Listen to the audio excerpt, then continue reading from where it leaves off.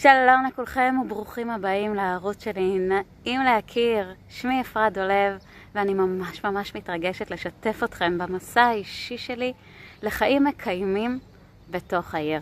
כבר שנים שאני לומדת איך אפשר לשלב בין אורח חיים מקיים לחיים בתוך סביבה אורבנית. ובעצם ליהנות משני העולמות.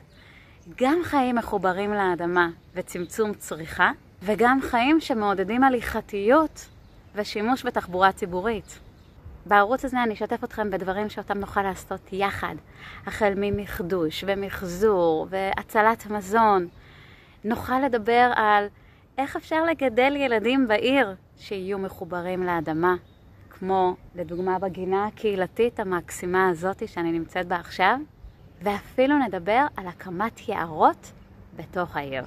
זה ערוץ לאנשים שסקרנים לגלות את עולם הקיימות, שפתוחים למידע חדש, שאולי אפילו יהיה קצת מאתגר לפעמים. פתחתי את הערוץ הזה כדי לתת השראה ולחזק את הקהילה שמאמינה ששינוי מתחיל בנו, ורצוי שהוא יהיה כאן ועכשיו.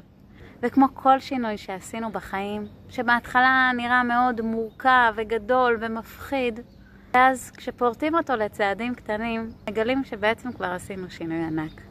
אז הרעיון הוא בסך הכל לעשות צעדים קטנים, כדי שיחד נייצר את השינוי הזה, שאנחנו כל כך מייחלים לו, לשינוי שמטיב עם הכדור שלנו.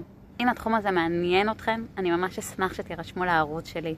תרגישו בנוח להגיב כאן למטה, לשאול שאלות, להגיד מה מעניין אתכם, מה תרצו שאני אדבר עליו. אז תודה שצפיתם, ונתראה בסרטון הבא. ביי!